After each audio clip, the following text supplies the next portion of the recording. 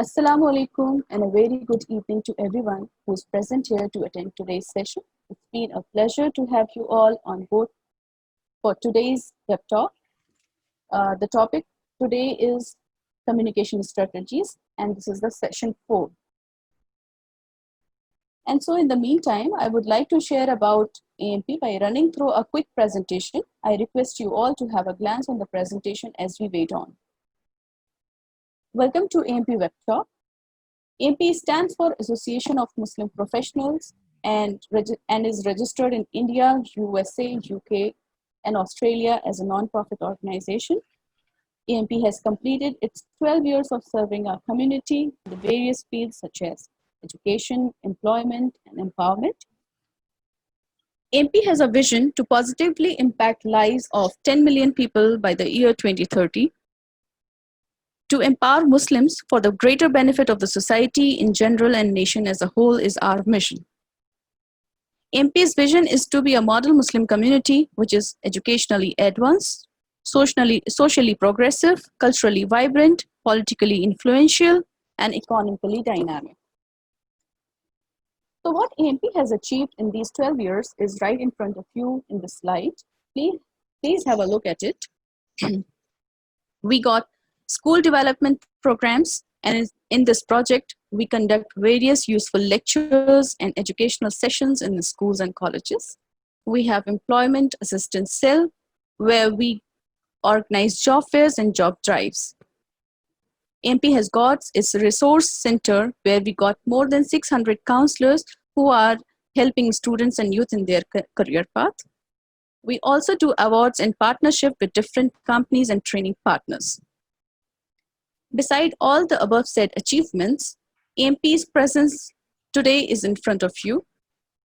AMP got more than 100 active chapters. We are present in 25 states and 16 countries with more than 600 active members and volunteers. AMP's online presence is through various social media platforms where more than 125,000 professionals are connected to us. If you are willing to be a part of AMP and its community work, you can always join us at www.ampindia.org/joinamp. All right, so let's quickly move on to the session. And I see that a lot of people have already joined us. I would like to welcome everyone on behalf of AMP. I'm your host today, and my name is Humaira Kabir. I'm working as Operations Manager at AMP USA. Along with me, we have Mr. Mohammed Shanshan Ansari, who's the President of the AMP USA from Columbus. I would like to introduce you all to the speaker of today's session, Mr. Shah Siddiqui Saab, who is the CEO of Riyadh Academy. Mr. Shah Saab is a career coach, training consultant, and a management faculty with more than 2 decades of experience in the area of management sciences. We also have with us Mr. Shehzad Muqaddam, who is Operations Manager at AMP India from Mumbai, and Mr. Zaid Saab, who is the Director of Technology at Swift E-Learning Services. I request Mr. Zaid Saab to talk about the LMS for a few minutes before we move ahead to the session. Over to you, Zaid Saab. Thank you, Amira. Hello, everyone. This is Saeed here, and I'm the Director of Technology at Swift E-Learning Services.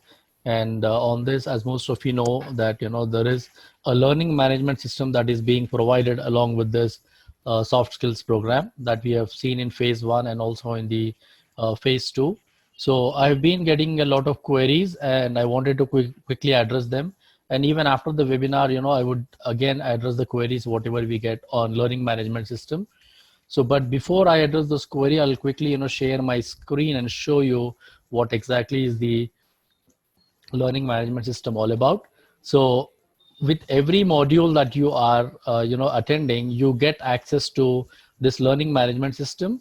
We will give you the link to sign up in the chat window frequently, and once you sign up, okay, you get access to this dashboard. And as you can see, there is one course here, communication strategies. The first course, business writing, was already completed on in the last week itself, so you will not be able to access any of the components here. And there is this communication strategies course that is an ongoing course right now, and whatever be the reading material that was provided by Shah Saab, that we have already uploaded here. So once you click on that, you would get access to this learning path, and you see that there is an introduction first, and then when you click on this e-learning course, you get access to the e-module, and then there are different worksheets here, worksheet 1, worksheet 2, pre-assessment document that is like a homework to you. And today we have added one assessment questions module. So there are 25 questions under this module, and you're supposed to finish off all these 25 questions for your certification purpose. So you would be getting a certificate once all the webinars are complete, and this is a mandatory requirement for you to complete the assessment questions. So there are like 25 questions in this assessment criteria here. So just click on take assessment, and then you should be able to take all the 25 questions. So there are two queries I would quickly address. One is people are saying that even after they complete the course, still the status is showing as incomplete in the dashboard. So all these courses, all these modules, whatever is in the learning path, you will have to finish them all one by one. Okay, meaning you should not leave even a single slide unattended. So you got to make sure that you are attending all these slides. Only then the status will be marked as completed here. Okay, and also the assessment is mandatory. But even if you don't complete the course, but if you complete the assessment, that is enough for the certification. So even if it is showing as incomplete, so that should not stop you from getting the certificate. So this is one of the important concern that I wanted to address, because I've been getting a lot of queries around it. Okay, so I'll be available throughout the session. If there are any technical questions, I'll handle from there. Thank you so much. Over to you, Shazad. All right. Welcome, everyone. I hope you can hear me. Yes, sir. Your voice is perfect. Okay. Let me also have the access to share. Welcome, everyone, on behalf of AMP, Swift, and Reed Academy. I welcome you all once again, and I appreciate you logging in at this hour towards our series, Soft Skills. We started our journey this phase 2 weeks ago, starting the business communication and writing conversation skills. And we continue our journey towards the last leg, which is today, further on communication strategies. So we will try to wrap up our communication strategies, which has been done pretty much in detail, as you all can see, and a sequel to your business writing and communication and conversation skills. So as a catch-up, we have covered the basic tools required to be an effective communicator. And we started out with some basic skills, and then emphasis was laid on just not on the words, the spoken, what you hear, but also the paraverbal, your gestures, your nodding. And then we looked at how the non-verbal communication is also important. With that, we covered, the first part of communication. We would move on to some advanced communication skills today. And just so you know, this is in accordance with our theme that we have been following in our series, soft skills series, and connecting it with the last session. So the topics that you are going through are in line, following a very simple and progressive theme, taking you exponentially towards the skills that are required in today's business world. So we have these topics designed and some of the slides customized specifically based on your queries and your requirements in this session, in accordance with the management style that we foresee that keeps us bound with the corporate culture.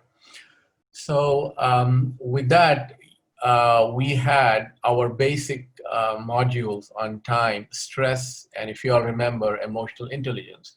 So we'll try to connect with the topic that we have today as we wrap up communication strategies and link it with our previous modules, very important topics of the soft skills area. So today we'll look at some advanced communication skills that are required. And this starts out with the basic listening skills.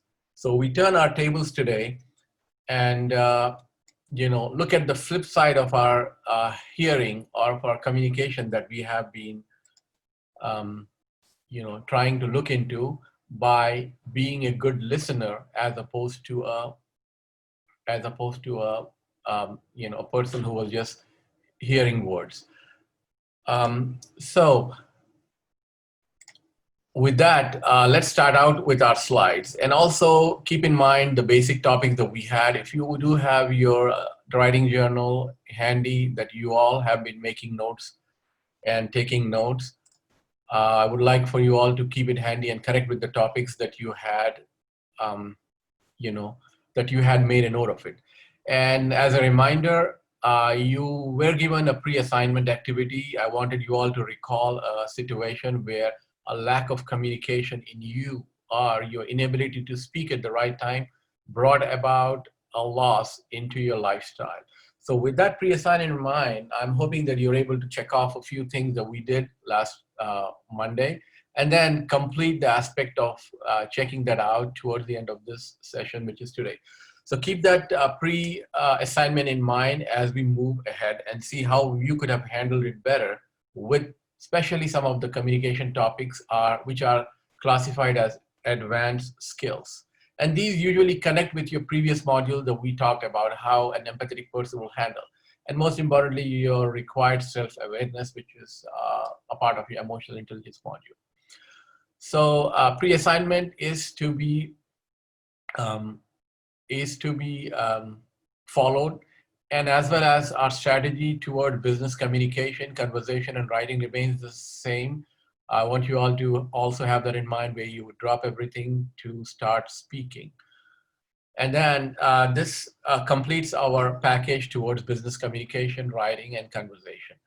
So as you see on the slide, I have, I've started the presentation, the slides.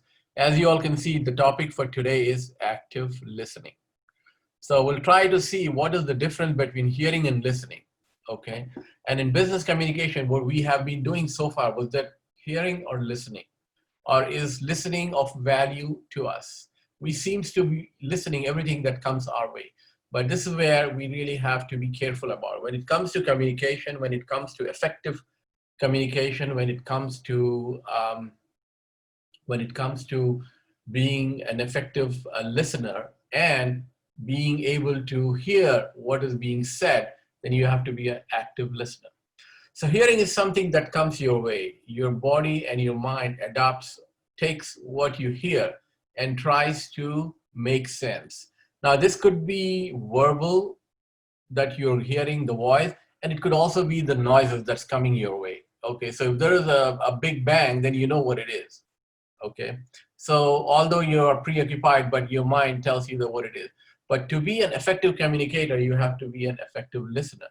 Okay, so you move from hearing, which is a passive activity, to listening, which is more of an active activity. So this is how you would differentiate. And then you have to be, actively listening to effectively be listening, and then to actually understand or actually listen to what is being said. So this is the difference between listening.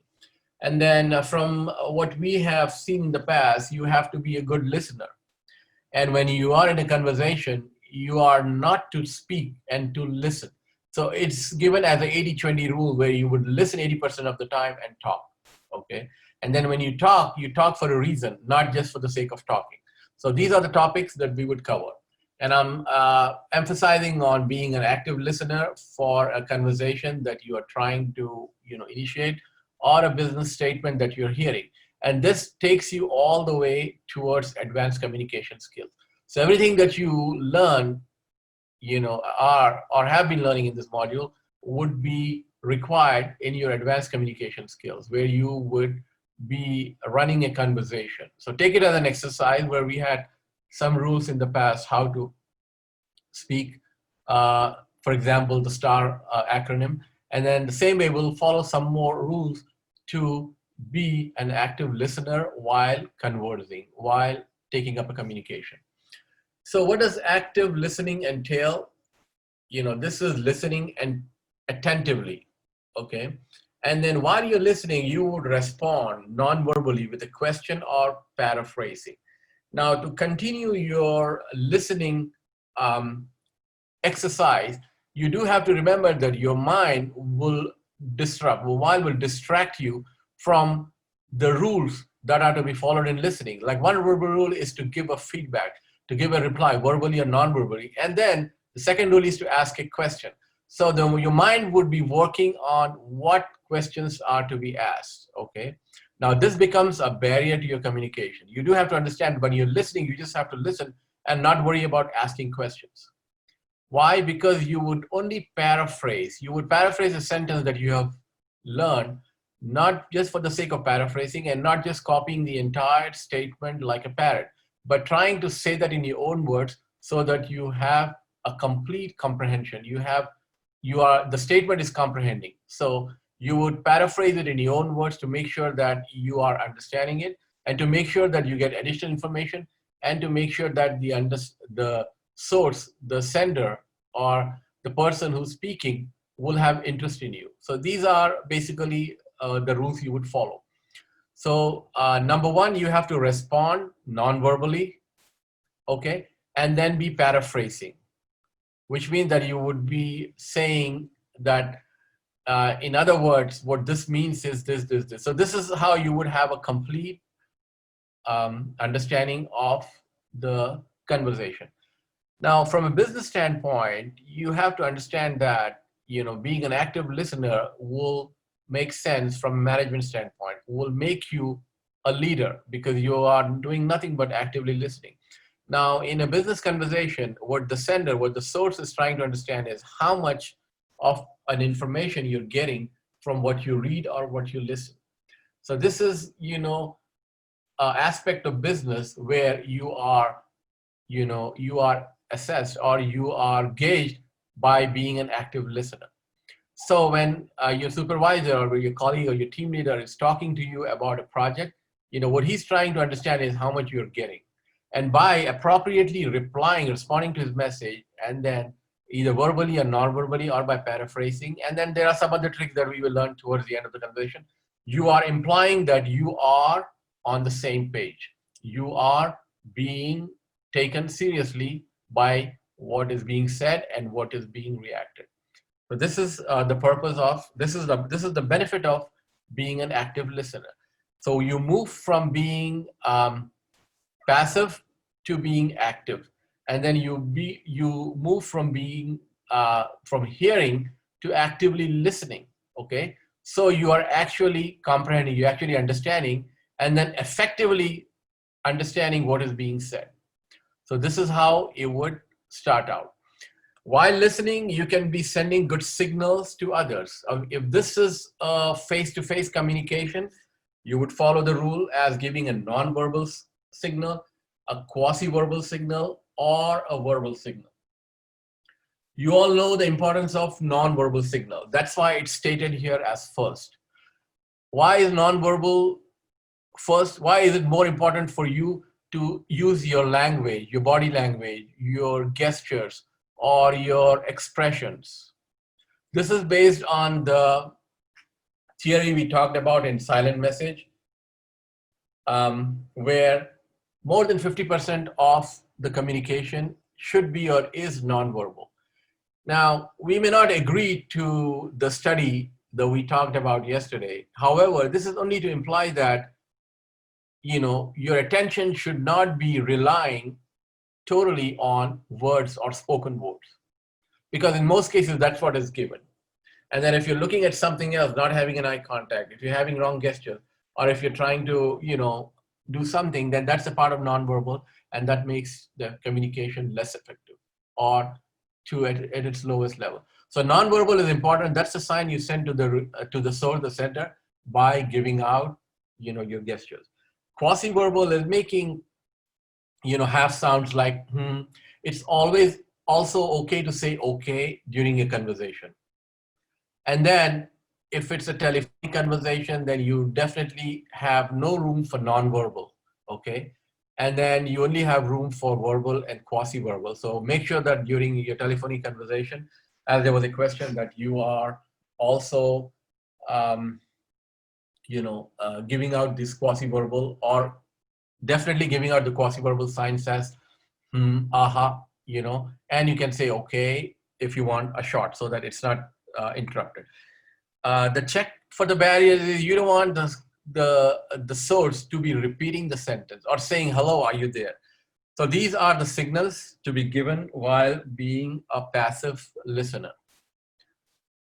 All right. There might be quite a few things that you can read on being an active listener, but this is a summary version where I'm going to read out if this is not big enough. To be an active listener, you have to be present, of course, listening, eye contact. You have to respond appropriately, use your body language, and in the end, come with questions. This is towards the end of the conversation, and we have one module on asking questions. So the end result of this module of understanding communication strategies is for you to be able to initiate a conversation. Let it be a business conversation or a non-business, a social. Both are valuable.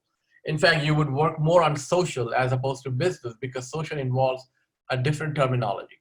And you would start out with your small talk and move on with the levels that we will be talking about and continue on the conversation till you get to a level where you are be discussing, a lot of personal, sharing some personal views as well. So that's about being an active listener. Let's look at this video. Brian, Christian, and Jessica were talking about better ways to communicate around the office. They each had their own suggestions and frequently interrupted each other. They had been talking for about an hour without any clear solutions when Brian suggested they pay attention to the 7 things they could do to listen better and ease their own communication issues. Christian and Jessica agreed, and all 3 colleagues aimed to spend 90% of their time listening and only 10% of their time talking. This sped up their brainstorming session and allowed them to narrow down their options for better communication methods in the office, such as memos. The colleagues were pleased with their progress and able to create a better environment at work. All right. Here, this was something on listening, but it said 90%. So during a conversation, 90% of the time you are to listen. Okay. Now, this is not to be confused with the study we talked where verbal communication is 50%. These are 2 different things. When you are talking, when you're listening, 90% of the time, try to listen. Of course, you need to respond back. That's not to be confused with your verbal. And then when it comes to communication, verbal is important because it entails 50% of a conversation. So try to remember the numbers here, as it remains a numbers game. So that's about listening skills. And we're going to skip this and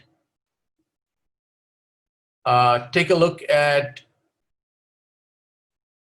asking questions. This is towards the end of the conversation. There were some queries too with regards to asking questions. So you do have to understand that asking questions is important, but it's not just for the sake of asking questions. When you're hearing or when you're in a meeting, when you're in especially when you're in your face-to-face meeting, people try to make notes of the meeting. Not just the person who's supposed to be recording the minutes, but also everyone who's attending the meeting are making notes. This is just to imply that the person is actually trying to understand or trying to focus. No, but when you're writing, you're distracted unless there is a reason for you to make notes. And then if you're writing or making notes in a meeting or in a conversational session where everyone's talking, then you're trying to imply or show that you are actually interested in the meeting. So this is, not just to show, but to ask any questions if you may have.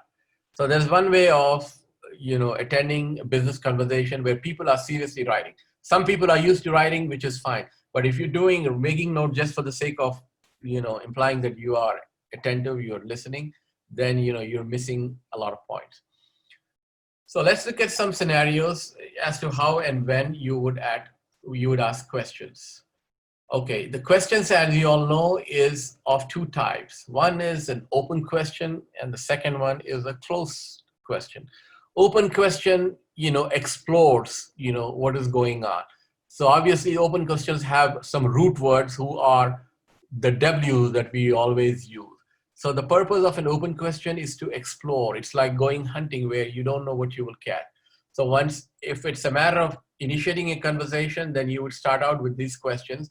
But this is after the small talk. But the purpose of this question is to gather information. The opposite of open questions is closed questions, okay, which will only be responded by answer of yes or no.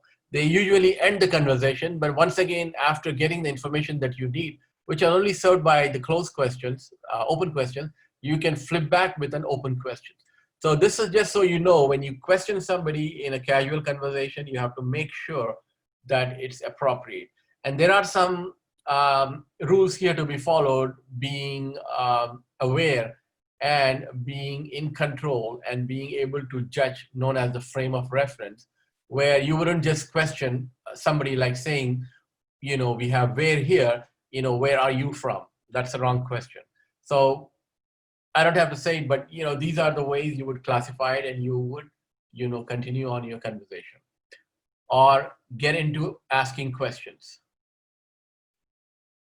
So after the open, we have close. This limits the answer to yes or no. Tend to shut down conversation. Is this a good way? Well, this is only required when you need to get specific information. So if the answer is, not clear, you need to get to know in the form of a yes or no, then this is when you will pose a closed question. An example of a closed question is it 5 o'clock yet? What time are you coming? Anything, something similar to that.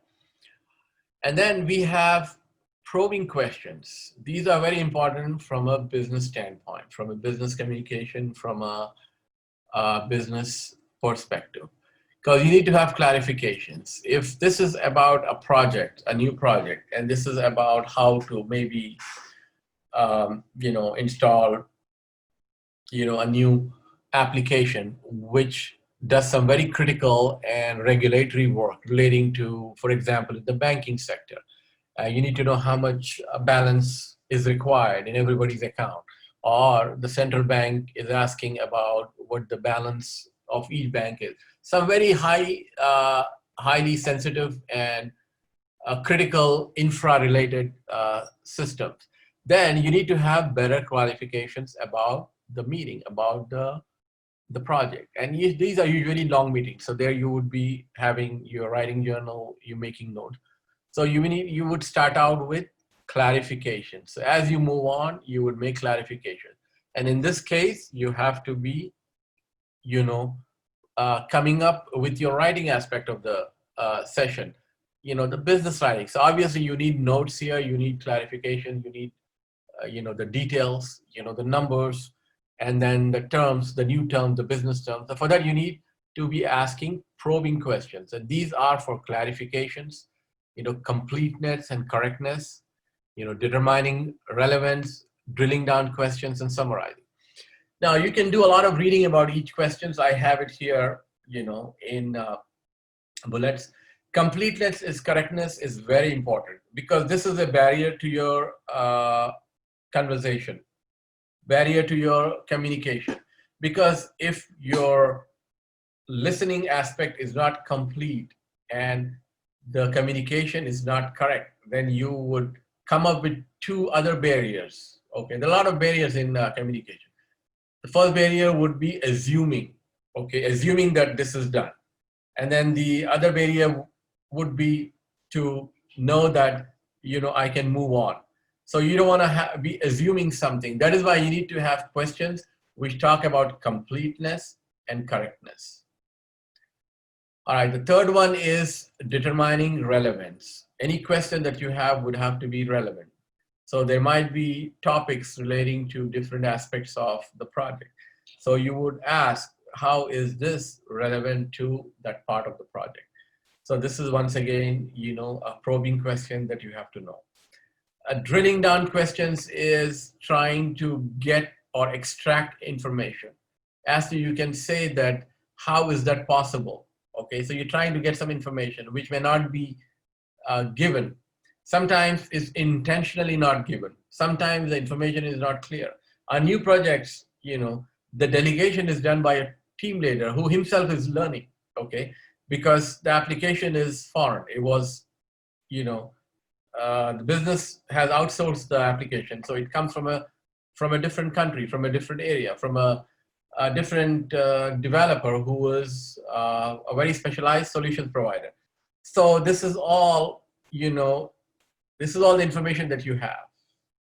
And for most of you who are in the IT sector, you know how much gray the area is, from recruitment all the way till delivery. So your drilling down questions are very important to continue your communication and to be an effective listener when it comes to your project work. And then lastly, you would summarize. This is very important.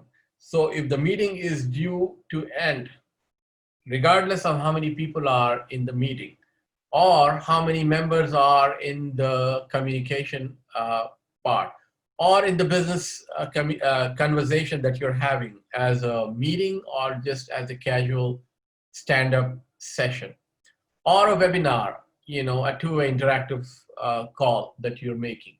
So be sure to summarize everything that you had in your mind, that you have heard, that you have listened, and that you have written down in a complete manner, which means that everything that was from the beginning of the session till the end would have to be summarized by you. This is the way of how you would recap in your mind, and this is how you would try to understand for your own self that you have had an effective communication. And this is by no reason a way to imply that you are listening for the sake of listening, okay? So this is, the purpose of having probing questions after you become an effective listener. So I hope this part is clear. It was much information, but I just have it in bullet points here. But you should be able to build on it, listening to the video or reading the material that we have. All right, let's move on. All right, there was a question about interviewing skills, I think. So I made these are customized just for you all, as to how you would interview someone as well as be interviewed. This is in person as well as in, live, in person, or on the telephone. So there are some aspects of asking questions, holding on to a conversation, especially when it comes to an interviewing skill. Now, first of all, if it's a telephonic conversation, you do have to know that, it might be a little bit difficult because there is the absence of nonverbal, okay? And the one aspect of telephonic conversation or interview is the lull, okay? So you don't want to have a silent, face even for a few seconds. So you can bank on it or you can try to avoid it. So during your session, whether it's an interviewing or casual conversation or just a business meeting, make sure that you once again start out with the small talk, okay? Never jump on to the subject. This is true even for your writing aspect, whether it's a message that you're writing to your team or a simple WhatsApp message that you're sending relating to business. So you always start with a small talk. When you're writing an email, you don't write how's the weather out there. Or when you are talking to somebody, and if it's a different location, you can say, how's the weather like over there? Or something relating to, the trend, in the business, or something relating to the organizational culture, or something relating to the free lunch that you guys have every Thursday, or the free popcorn, just giving you a simple example. So even the most extroverted person, okay, I'm not saying if you are an introvert, even if you are an extrovert, you will know that holding on to a good conversation does not come easy. It's many, many years of work. So if you are not able to do it, you're about doing okay. And if you're working on it, you will get to it. And it will take a number of years, especially if you are trying to build your language skills, your conversation skills, your writing skills, and your, communication skill. So conversation is towards the end, after everything that you have learned. So I have 5 points here. how you would do every session, whether it's live or online, whether it's a presentation or, something that you have to act out, would have to be prepared well. Good interviews always study up on their subject's background. So you have to make sure that you have prepared well for the job, for the position, and for the person. So if you are the interviewer, you would research about the person if you can. And if you are the interviewee, you would research not about just on the interview, but also on the company. Okay, then the best way to do it about the company is to ask for an annual report. I don't know how much it's available, but in some parts of the world, an annual report comes to you free, okay? And that gives you all the prime numbers that you need and to have an idea. And most important, to come up with the questions that you need to have, that you need to come up with towards the end of the session. All right, in bold, I have it written here, match the partner's mood, energy, level, language, and body language. This is in person. So I'm sure you all have an idea how you would be matching the mood. Okay, there are some tips that will follow, known as precipitating factor or precipitators, where you have to get an idea about how positive or how negative, things are.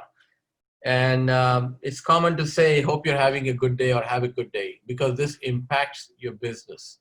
This impacts the communication that you will be in during the day. And if you have been having a negative day, energy, level, language, then you have to, be able to adapt to the negative and not be able to absorb it, because the person who's at your receiving end will have to understand this and be able to match the mood, energy, and the language.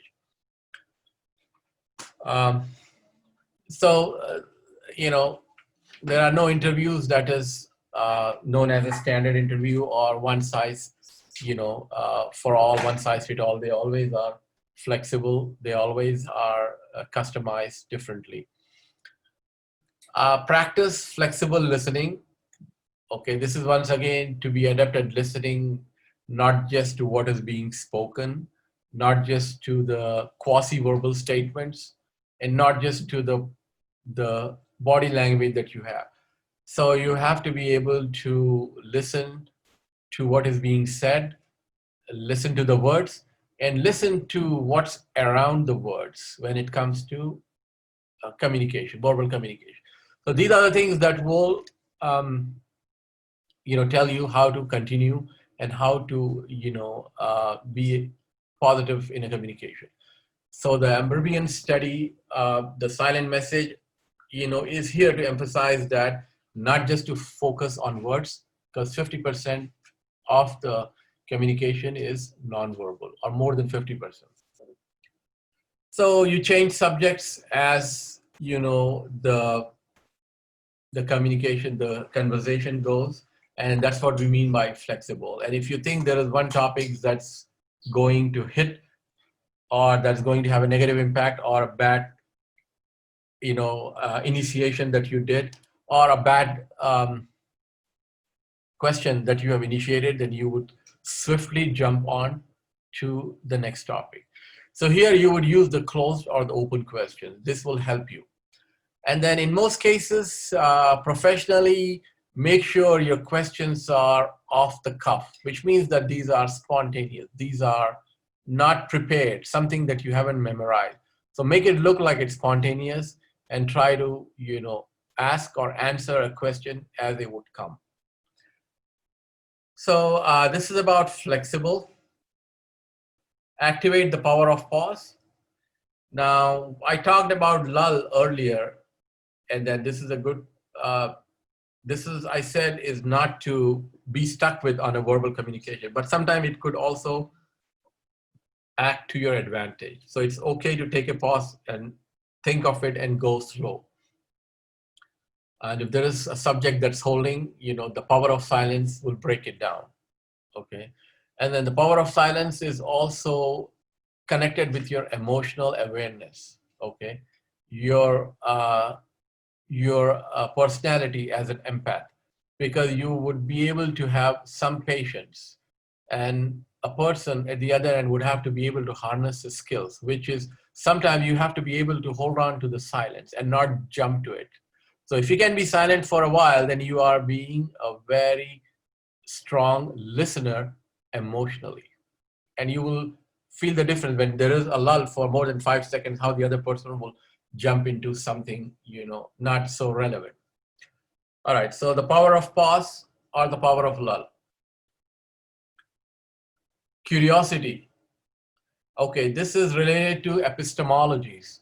If you all remember from our early modules, the knowledge of knowing, the philosophy of, or the branch of science that deals with the knowledge of knowing. This always comes.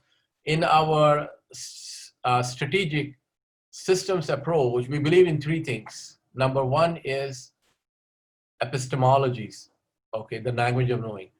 And number 2 was the soft method that we have been following, the soft skills. And the last one was sustainable development. So without these 3 things, our systems approach is not complete. So regardless of what module you're studying, we always believe in a holistic, systemic, as opposed to a systematic, and a soft method that builds on nothing but curiosity. So by curiosity, I mean that you believe in epistemologies. Try to learn everything that you can. Try to read whatever comes your way. You doesn't have to stick to technical, okay, or business. And then a lot of time people are used to technical and business, and they leave the social area, which is also very important. So for your writing skills, you also be able to adapt to enjoying the social subject, the social area. So this is all, your personality building, and it comes, heavily when we talk about communication and business writing skills. So curiosity is your own curiosity. The way you want to build is up to you, okay? But you will delve into ideas or area that will grab your interest. All right, questioning. I have the slide. As you can see, is the Dale Carnegie approach on how to, understand communication. This is an off-track slide, but I brought it in when I ran into it. And most of you know Dale Carnegie by the institutes that they run these days all over the world. But historically, Dale Carnegie started with just one book in the 1960s or the 70s. The name is here, How to Win Friends and Influence People. This was a breakthrough. This was a major success. And in those days where we didn't have even the television or, any method of communication other than, letter writing, this was, a success story for people in business.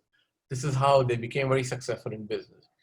So I just want to see how this book, if you haven't read it, you should summarize this, being an effective communicator. 1, it says, be interested in people. Number 2 is smile. And remember the person's name, be a good listener. Talk in terms of his other interests. And make the other person feel important and do it sincerely. As you can see, these are simple terms, and these are nothing but the topics that we have dealt with and that we will be dealing with in the past, and mostly relate to your emotions, your emotional awareness, your emotional assessment, and your self-control. The last one is, very easy, as you all know. It's a common mistake that we do, although we all know it. So your attitude, your behavior, and your ego is what has to be in control. Here, when there is a communication between 2 business professionals, or any 2 individuals, you have to understand that each individual is trying to talk about his story, how his story is more important, and how his story has been successful, and how he was able to close the deal, or how he was able to, kill the part. So this is about making ourselves feel good and making ourselves, important. And if you can understand this part and take a approach where you would give the person a chance to talk about himself by just being a listener, and 90% of the time, then you have practiced the ego. You have taken care of the situation where your emotions are in control. And this is the purpose of, our own, this is the purpose of being emotionally intelligent. So ego suspension is what it said, and this is the type of curiosity that you have to build on to connect with the other individual. So those were the tips. And to add to the last slide, I have two terms here: ego suspension and information compulsion. So don't try to give out information. This is the hallmark of great leaders. If you can hold on to the information that you have, then you are going to be a successful leader. Then you are going to avoid yourself getting into conflicts. Then you're going to avoid yourself getting into trouble. And the culprits who always chase the legal system are the ones who always hold on to the information. They don't like to boast about their achievements or their robberies. Okay, this is how they stay away from trouble. So this is just a tip for you all to understand how important information compulsion is. It's an art of giving out information that so much is required and so much is to be said. Juan, Jillian, and Andrew were staying late at work to figure out a solution for the problem with their wage roster. The table was scattered with papers, and the trio had spent the entire day trying to brainstorm. Finally, Juan came up with an idea and tried to articulate it to the others. However, neither Jillian nor Andrew could quite grasp the bigger picture of his suggested format. Andrew suggested they use probing questions to figure out more about Juan's idea, and Jillian and Juan agreed. Andrew and Jillian posed several probing and open questions which allowed them to discover more about Juan's suggested solution. In the end, they agreed with what he had to say and happily clocked off work with a solution to be implemented the following day. All right, that wasn't probing questions. These are short videos just so you pay attention to the case in the module, in the study guide. There are cases in the study guide that you can better understand with this video. Since we don't have the time to read it, I have these videos inserted. However, remember that the real life cases is what you need to read. Okay, the best way to understand real life cases is to get those real life cases, and the best part is those are available in the, on the internet. Harvard Business Review is the best place to get very, very, get very easy insight to these real life business cases. This will also help you with your reading skills. These are long cases. This will help you every way. As you all know, reading is what we believe on. We started on it. All right, so the next topic is appreciative inquiry. This is a very important topic. This is actually a one-day workshop that I do. And we can talk about it all day, but I just want to bring it here so you have an idea what appreciative inquiry is. Okay, you may not have heard about it because it's not a very common branch of management science, but this is just as effective a change catalyst as any other. Historically, if you go back into the world of business, how it evolved in the 1960s and 70s, how we came up with different subspecialties within the branch of management scientists and the management sciences, and those top big companies from Anderson Consulting to, can't even remember the names now. Anderson Consulting is no more, it became somebody else. And Frost, and I'm trying to think. But anyway, those companies came up with their own techniques to manage change and to bring about change. So this was all about change management. Business process re-engineering, if you all remember, this was a great, a great specialized field, and how it evolved. And there were areas like one branch of science or one technique was popular in the Europe, while the other one was mostly in the Americas, and some other techniques in Asia. So appreciative inquiry remains one technique that has not been tapped, but that has brought about great results in management, in providing management solutions. So if you haven't heard about it, let's take a look at what it is, okay? You can call it AI, not to be confused with EI or EQ, but it's worth it. So when there was a problem, or when the sales were down, when the production was down, or when the turnover was high, we had all these top-notch consultants come in to analyze the situation and to bring about the change, and then to increase the productivity, efficiency, and whatnot. So in mostly traditional modules, they focused on what is wrong and how they could fix it. And here in appreciative inquiry, what we focus on is what is right, okay? And how we can bring it about, make it better. So these are two words, appreciative and inquiry. Appreciate, you all know, is a common word. We use it, we try to use it every day. And appreciate is something that we give a high value to, that we give a high regard for, okay? And inquiry is asking questions. So appreciative inquiry is building on a questionnaire on something that's already working good, okay? This is how it works. And this is, don't understand it, this is a very strong field, although it's not so prevalent in the business world. So here what we do is seek information, what we value, and detect the value through questions, okay? And I have some additional information on AI. This can be a radical, thinking, a radical change. Although in the past, all the processes that we were implementing were also radical. But this is more of a radical because it doesn't focus on the error. This focuses on the things that are going right and that is to be built on. Okay, so this is a huge, departure from benchmarking, from the standard practices, from the norms that we have, and mostly all the softwares that you have in the market are based on the benchmarking processes, are based on the processes that have been laid out in the past. So you pick up any application for any part of any function of the business, whether it's marketing, whether it's finance, production, or HR, they're always based on processes. So AI takes a radical approach, and then this is about how successful people are doing in different areas of the business, okay? And how they are brought in as a team, and how they will go on questioning the beneficiary, and how they will build on these questions, okay? And they will dream, and they will discover, and then they will bring about these practices. So, this is what AE about. If it's not clear, then you should look into it. But I want to say one thing, that AI remains a virgin field. It's a very, very promising field for people who are trying to build on it.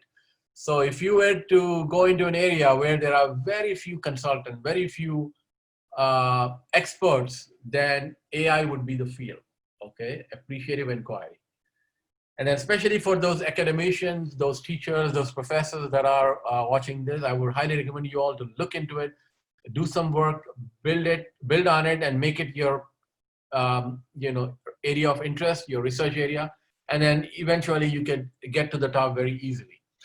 And this talks about positive deviance, okay? How something deviates from the norm and it's positive. So these are individuals who don't believe in mainstream change endeavors. This is how they will bring about this change.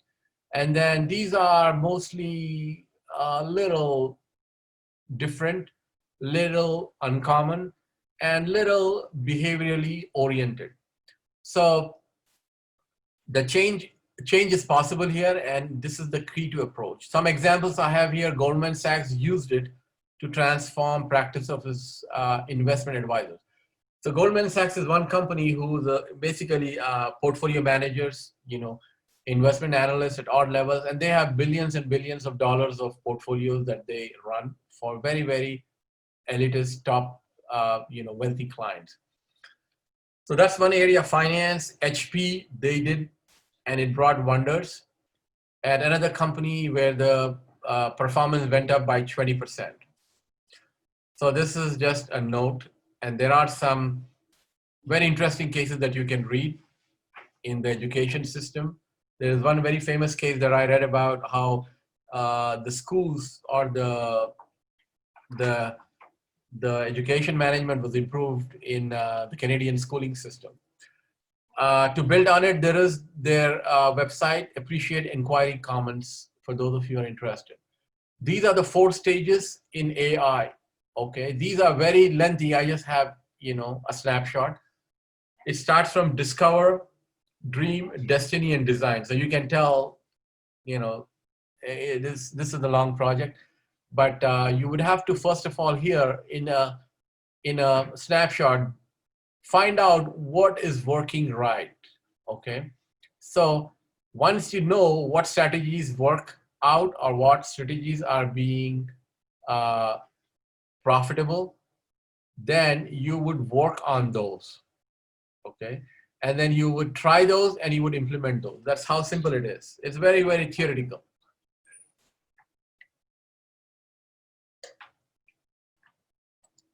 On AI. Rob and Clint were refining several processes within their company, a large-scale dairy with several cash flow problems. They were stuck and didn't know how to proceed until Rob suggested they use appreciative inquiry to evaluate the success of their suggested solution. Clint agreed, and together they sat down and wrote down the 4 steps of the appreciative inquiry: discover, dream, design, and destiny for their current financial process. They managed to figure out how the new process would succeed and were excited to implement it and improve their profit margin for the coming months. Luckily, using this method allowed Rob and Clint to leave work right on time. That was the simplest way of presenting appreciative inquiry, but it is more to it. All right, mastering the art of conversation. So now you're getting into an area where you would be more of a media person, where you would be a person who would do the talking. So there is a difference between you presenting, the project as opposed to somebody who's working and executing the project. So here you happen to be on the front end. It's how you would look at it, whether you'd like to be at the back end or you would like to be at the front end. Many people like to be at the back end, and I would like to be on the front end. But what would you need to be at the front end? You would have to know the art of conversation. You would have to be able to master the art of conversation. And this is everything that you have learned that you can utilize here. So when you can get to any conversation, then you have mastered the art of conversation. And to master it, you have to use every trick that we have talked about, every skill that we have talked about is to be used, and every mechanism that we believe in would have to be worked on it. Different ways of getting to the master of conversation. This is not a school where you would get to this level, in order. But you start out with reading. You start out with everything that we did in the last 2 weeks. Everything that you would need to understand, everything that you need to hear, everything that you need to learn from the movies, everything that you need to learn from these videos, okay? Everything knowledge-wise that you need to grab. So all of this comes into the picture. This is a lifelong journey. So if you are used to travel, then you would have to be somehow able to break the ice and talk to the strangers. Of course, the person next to you, in your flight, you would talk to him a little bit, but you would have to really get into a conversation. And sometimes it gives you very, very, helpful information that it could break, the ice and make yourself into a business deal. You could run into a great transaction, find a business partner or your lifestyle partner, like I said. So these are all the tricks, and simplified, it's classified in 3 levels. Number 1 is discussing general topic. So whether you're in the flight or in the business meeting, you will start out with small talk, okay? Weather is a common thing, but it depends. In North America, every person will know what the weather is today. Even a school-going kid in elementary school will not leave for school unless he knows what the weather is today, because the weather changes. But that doesn't happen in other parts of the world. So you want to have to use it accordingly. Sports, it's everywhere. It's omnipresent, okay? I've seen very, very diehard sports fans in North America as well as in India, but not everyone plays sports, okay? Movies is more of a trend once again in some parts of the world, Okay, but movies also help breaking ice. And of course, book, which is mostly in a academic setting. So you always start out your discussion, keep it general by these topics.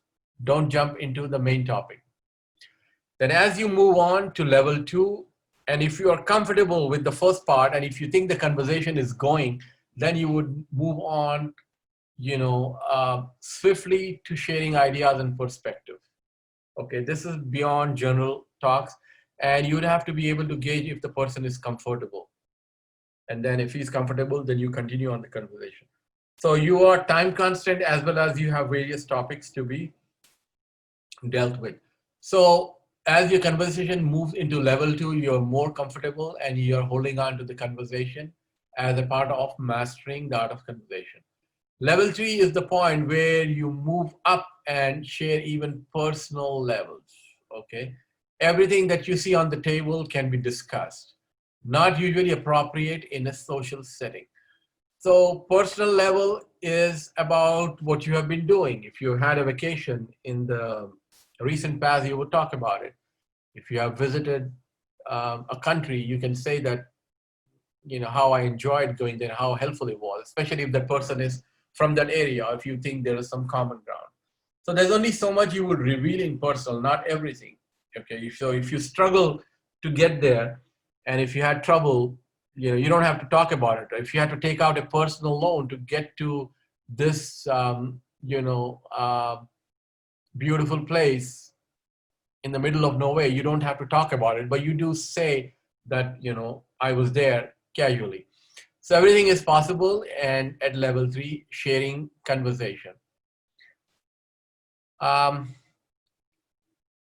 Next one is our top networking tips. So once you get into business conversation, mastering the art of conversation, then your next goal as a business professional would be to be business savvy, to be able to do some business or transact a business, or if nothing else, at least be able to network for future. If you are trying to break ice, if you are trying to get into a gathering, you have to remember a few things. These are the tips here. So if you're trying to introduce yourself or get into a big event or a very personalized or a very personal or a very elite get together, and if you're late, you do have to remember that, only you know that you are late. Okay, nobody knows or nobody cares. So everyone is as nervous as you are, if that is the case. Prepare a great introduction. Okay, the etiquettes of business cards comes into the picture now. I'm not going to talk about it, but you have to learn what the etiquettes of passing out your business cards are. Okay, and then your introduction, trying to mingle as much as possible. Mnemonics are a great way to remember names. So people have difficulty remembering the names. So how would you do it? There are ways of doing it. One is if a person, has an awesome name, then you try to remember it with something like, if the person's name is Vito, then you will remember it by Vito Corleone. If you all know who Vito Corleone is, the name of the Godfather in the Godfather series. And if there is somebody else with a specific, attitude name, you just try to recall it that way. In the future, at the end, you can write down the names if you'd like. And now we have these smartphones, so it's better to have the name and in the next field, write down where you met him or what the company name is or what his area of business is, so that way you can recall. Because it's very difficult to remember the names of the people when you have about 1,000 contacts in your contact list. And 1,000 is, a low number. It could be even more than that. All right, so mastering the art of communication. Vanessa was in the throes of performance anxiety because she'd been tasked with giving a speech at the company function to sum up the year's growth. Haley, her assistant, suggested they practice basic conversation skills to get her into the flow of things, but Vanessa had no clue where to begin. Haley suggested they work through the 3 levels of conversation, and Vanessa agreed. They began with the general conversation topics, progressed to sharing ideas and perspectives, and ended on sharing personal experiences. Vanessa breezed through the communication skills and gained enough confidence to practice and perform her speech. She was happy to talk and proud that she didn't make a fool of herself. All right, that was a practice to master the art. This doesn't work better with your friends. This works better, with strangers. So if you can get into, you know, initiating a conversation with strangers, do it. That's the best way. And the world is full of strangers and it's free. So, but you can compare this with the STAR acronym that we had looked at on Monday, where you have to make sure that you are in a situation, you have the task and the result. But the art of communication is best practice in real life. Vanessa. All right, advanced communication skills. What does advanced refer to here? Nothing more than what you have learned, everything so far. So advanced would involve, some aspect of your emotions, some aspect of your personality, how you would control or modify or have your specific personality, the type of personality you are, in line with your communication. And then the other aspect of emotional intelligence was to be able to control your emotions and also be able to control the other person or be able to understand the other person's emotion. So with this together, you move on to an advanced level of communication. I have the definition here, if you can read it. Okay, I'll read out the advanced form, which is a true art requiring practice, finesse, and a skill that goes beyond those that the average person possesses. So you have learned enough, to move into the area of initiating and holding an advanced communication or advanced conversation. You have everything that you need, at least theoretically. You have to build on it, you have to practice and master it. Some additional tips is to understand what precipitating factors are. In chemistry, you run into a word, precipitate, what comes out. So life is a snowball, as you all can see on the slide. Sometimes you have a good day, sometimes you have a bad day. Okay. So it's always good to say, have a good day. This is a very common, compliment. So say you got up late, your alarm clock didn't go off, which is a normal incident. And then we have learned how to keep our things in control in time and stress. But obviously, we don't pay attention to how much sleep is required. We don't pay attention to what the right diet should be. So we end up, having a bad day by getting up late, trying to trying to eat while you dress and trying to run down, catch the bus, train, or take the ride, and then get in late, skip the breakfast, get to the cafeteria where the line is long. Even the coffee shop has a line going outside the door, so you wouldn't have the time to even grab a cup of coffee. So these are the things that happen, okay, and you have to adjust your approach. And then what's important here is to depersonalize negatives, which means that if you're going through this snowball in your day, during your day, then obviously you're full of negative and you might take it out. So what happens when you take it out? The other person would have to be emotionally strong or to be communication-wise savvy and to be able to understand what is going on based on the approach that we have. So if you're having a bad day, you are radiating, okay? And if the other person, may not be having a bad day and he is observing because you're in a meeting, in a conversation with him. So having a bad day doesn't mean that you would throw everything at him, okay, and make yourself, even worse. But what it means is to be able to understand your own self and for the other person at the receiving end to be able to understand the precipitating factors, what's coming his way, and be able to modify the conversation. So this is what we mean by precipitating factors.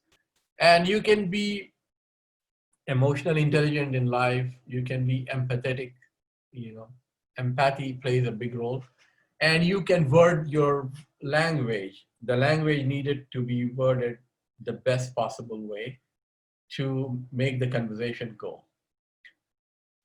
I have here a bit of writing if you can read it. So when you see there are factors, and when you identify it, you have to adjust their approach before the communication starts. So if you're having a bad day, you would have to adjust the approach. Okay, and if you're at the receiving end, you have to depersonalize the negative comments. What it means is you take it less personally. Sometimes the person may be having a really bad day and he may have said something. But if you ignore it and if you forget it, then the matter is all forgotten because it may not come up at all. So this is how we would be able to depersonalize negative. So you're actually helping the other person move up. You're actually being emotionally intelligent. You are actually being empathetic, okay? And you're also showing sympathy here. And then you're moving up with your business communication, conversation, and you're actually helping the other person. So that's the power of precipitating factors. You would work on deregulating it.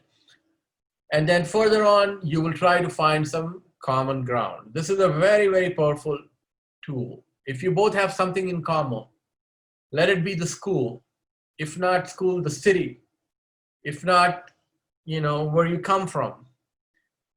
And if not anything, your last name or the first name. These all are very strong tools for building on a stronger relationship. And you have to look for it, okay? Look for it, and you have to, as soon as you find it, you have to say that we have something in common. That makes it. All right, and there's a difference between using I messages and you messages. I don't know if we talked about this in the past, but if you're trying to say that you are snappy or you are sloppy, it's not a good statement. And if you're saying that you are a moron, obviously you will not say it, okay? And then you would probably say that you are too loud. And now that's a negative. There's something being precipitated here. So instead of you can change it to an I message. Very easy to remember, okay? So the I is a very common word these days. So how would you phrase an I message? You can say that instead of you are too loud, you can say, I am having trouble hearing you, okay? And that makes a whole lot of a difference. So I'm sure you all got it. It helps the speaker's feeling. It doesn't put the blame on you, and it doesn't make you look bad. And the purpose is solved. All right, you have to have some empathy. Now, if you remember, we talked about empathy much in our EI module. Empathy is something that an empath is a very, very sensitive person, okay? He has a very high regard for his own feelings and for the other feelings. Usually these are the most positively available, in the business world, and they are the people who always would comment positive, and they will never have a negative. And sometimes they are so sensitive to the pain of other people that they cannot control it. So here is where you have to balance. Okay, this is a very important communication skill. It's very underused. Okay, if somebody is empathetic, and then to anything that's going wrong, then you have to regard them, respect their feelings and their initiative. So this is about how to have a successful relationship. It's not an agreement. So you have to put yourself in the other person's shoe when you are being empathetic or when you are an empath. And if you want to understand a person who is an empath, you would have to put yourself in his shoes and try to understand what it means. So this is an aspect of emotional intelligence. You can be emotionally aware by being socially empathetic. And then by being an empath, you are always bringing about or radiating good stuff. So it's not difficult and it's easy. And it's not easy, that's what it means. It's threatening, it's humbling. So sometimes you are exposing yourself too much. And sometimes you're trying to be very humble and taking all the blame and all the scut work.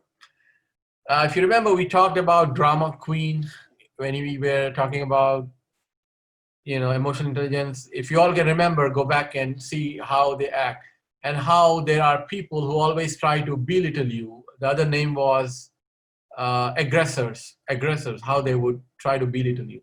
And how there will be people who will say that, in my opinion, this is what you should be doing. So those are, the fallbacks. And most importantly, it's the emotional feeling, okay? It's so emotionally related that an empath has to be in a certain way. So this takes us to our last topic, or the highest level of communication, where you are being emotionally intelligent. So by being emotionally aware, emotionally intelligent, self-assessed, and self-control, then you are, at the level of mastering the art of communication. Here, physiologically, my body goes into the self-protection mode, and social skills are even more difficult.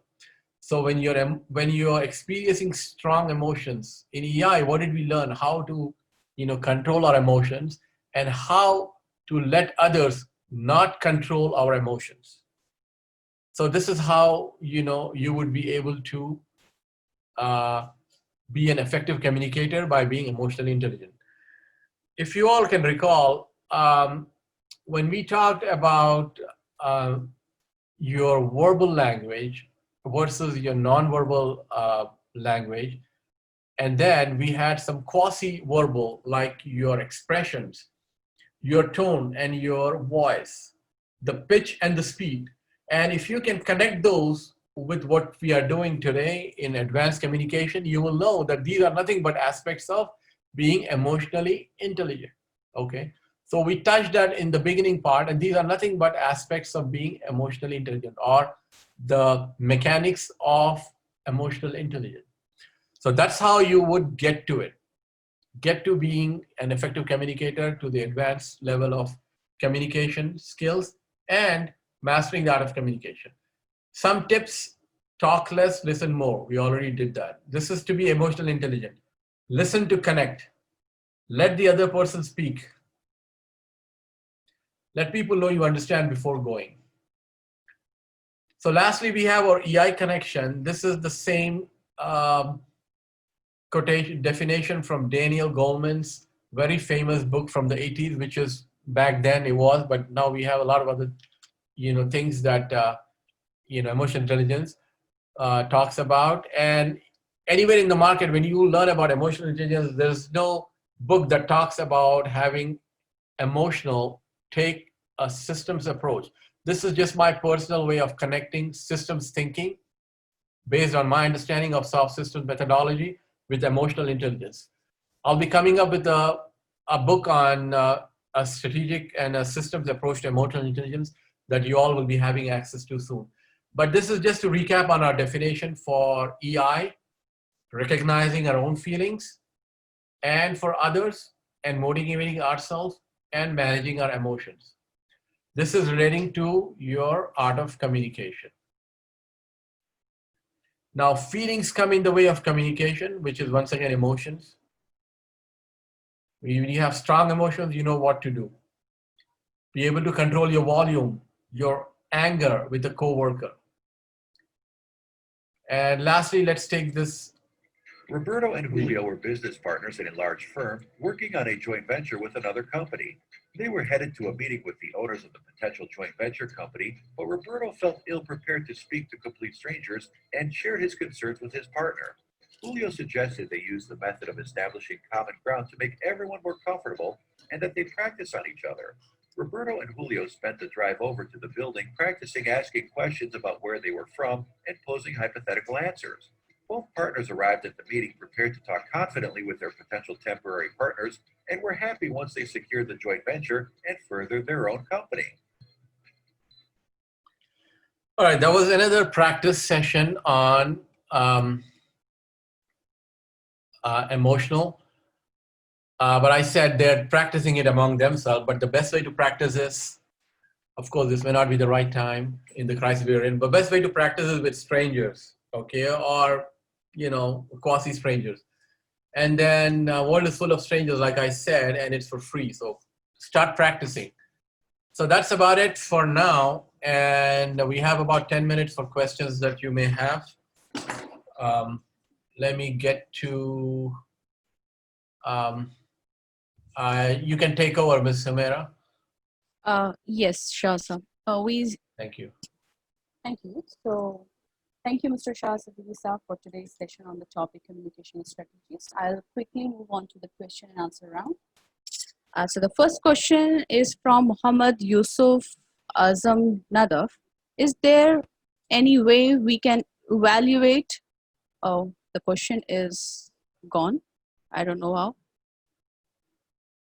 Sorry, I'll take. Is there a way, I think I read it, is there a way to evaluate our communication skills? Yes, Yes. the purpose of this seminar is for you to be able to evaluate yourself.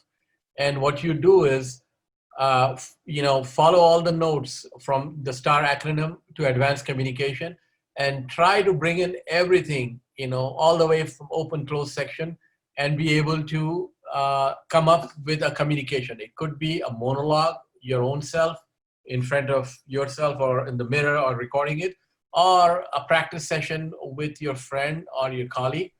And you would have to record it. And at the end, when you analyze it, you have to make sure you have all the tricks of the trade, starting from your verbal to non-verbal, quasi-verbal, all the STAR acronym aspect of the communication, and all the way with interviewing questions, probing questions, small talk, and then get to the last level.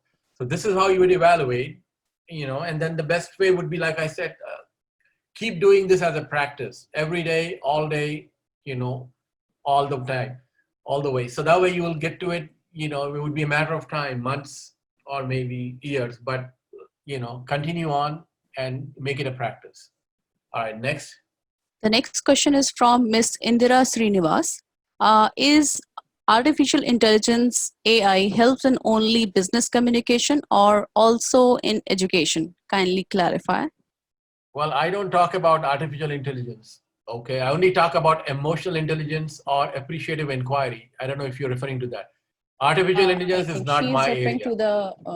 She is referring to the emotional intelligence, I guess. No, emotional intelligence helps you all the way in your life, at every aspect of your life, not business, but social. Okay, there are the stats that 95% of marriages fail because because you lack the communication needed. So I don't have to say much. It helps you. You need to be, having a personal, successful life than the business. So it helps everywhere. It's the most important thing. Okay, Next. we just got her this thing clarification. She meant appreciative inquiry. Okay, appreciative inquiry is for business. Okay, it's like how you bring about a change using a branch of science like business process reengineering and whatever solutions are in the market. So it's for business. All right. So the next question is from some anonymous attendee. He says, I'm a final year civil engineering student. Which skills and how to prepare interview for MNC? Suggest books and skills.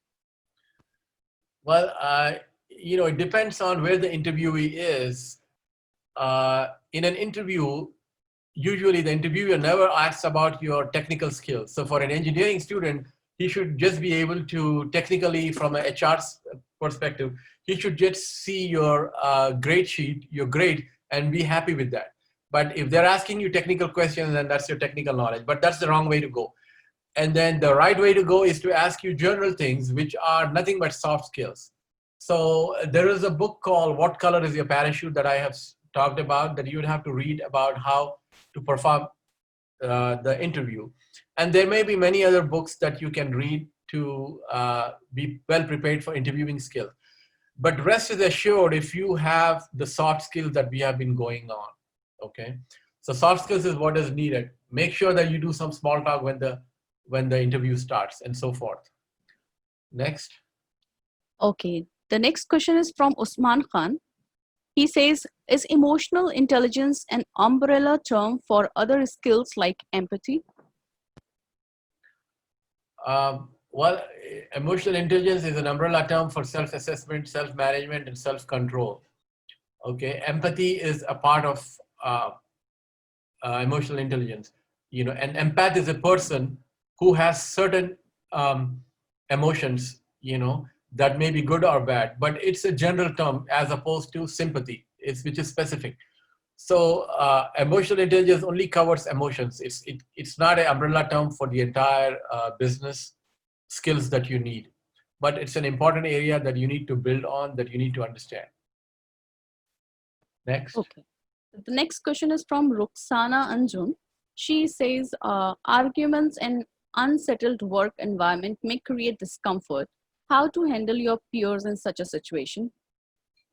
Well, one requirement for effective communication is to be having a conducive environment. So you have to avoid that. If there is somebody talking to you in the hallway, or then you have to say that, why don't you come to my cubicle or my room where we can hear better. So there are different ways of making the environment conducive. And if you're not comfortable, don't initiate the environment. If you're busy, don't take the phone call. And if you think the meeting is in a bad location, just say we cannot have it here. But it's very important that you have the privacy that you need, the respect that that you have earned, and the social settings, the physical environment that you need for the communication to be effective. So don't take the call if you're not comfortable. Next. All right. So the next question is how to prepare for IELTS. Can we just prepare from books? Please suggest. You can prepare from books, of course. You can prepare your own self. If you're not willing to spend money, if you're willing to spend money, then you can go attend a session. But the best way would be to start. Everything is available online. Read the books, the famous authors, and then take the online test if it's available. And then if you want to further build on it, then you can spend some money and go for a session. And then most importantly, converts. But if you have some British native speakers, that will help you a lot in understanding things. So you have to build vocabulary, which you have to do it yourself. Only you can work on it and improve it. All right. Anybody else? So the next question is from Samina Nabi. When we are hurt by someone's words, it is very difficult to control emotions, and words come out from our side, like harshful words do come out from our side, which we don't want. How to control these? Please suggest.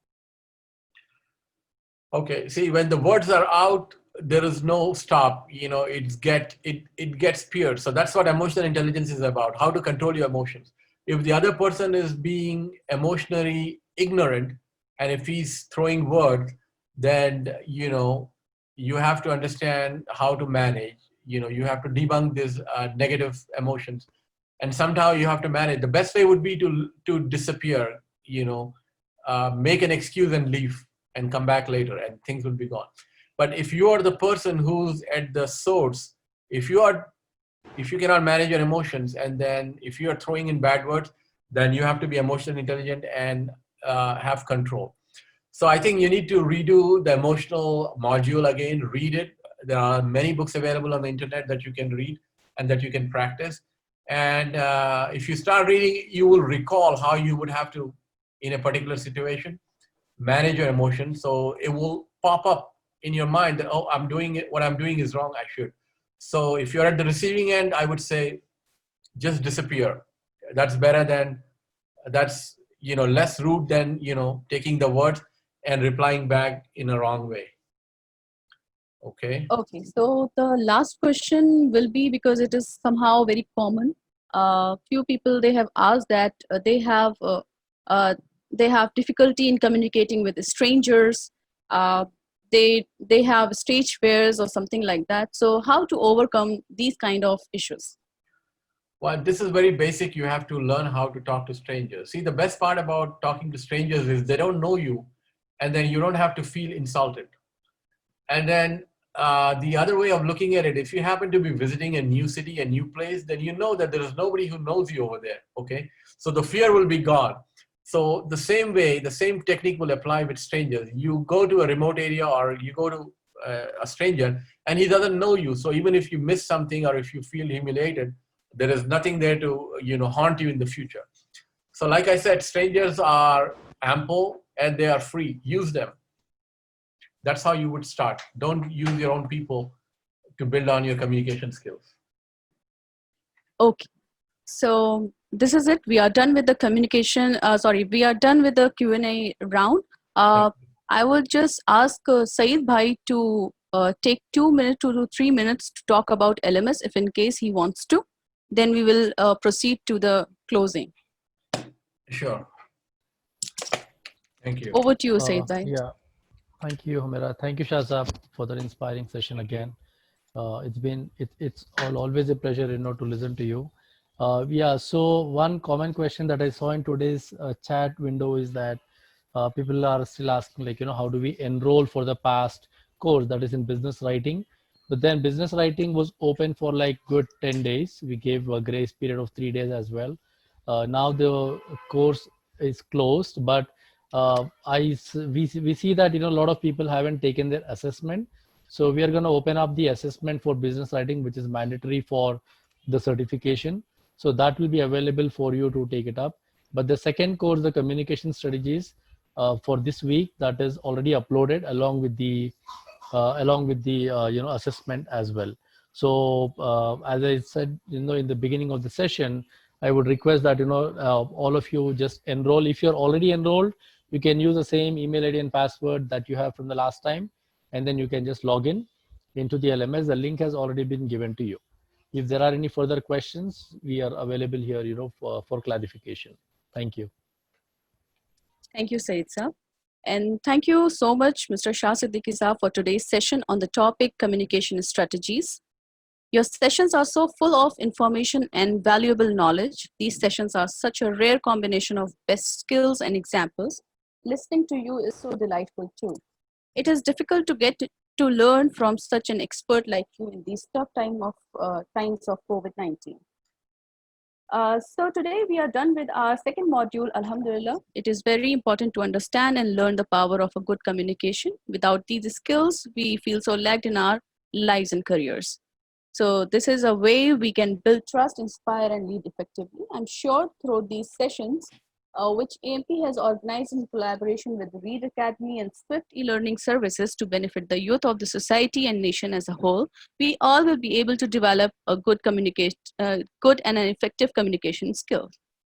To all the attendees, it was a great experience to have you all on board today. We will be starting our third module next week. The topic is business acumen. We will meet on 13th July 2020, which is Monday at the same time, 7:30 p.m. IST. Don't forget to join us and learn from our highly qualified and expert speaker, Mr. Shah Siddiqui Sahab. You can always spread our word about us and our sessions if you have liked us. Keep yourself updated through our website, www.ampindia.org/pastwebtalks. If you want to join us, kindly visit www.ampindia.org/joinamp. Looking forward to seeing you all again on coming Monday, that is 13 July at 7:30 p.m. for our next session.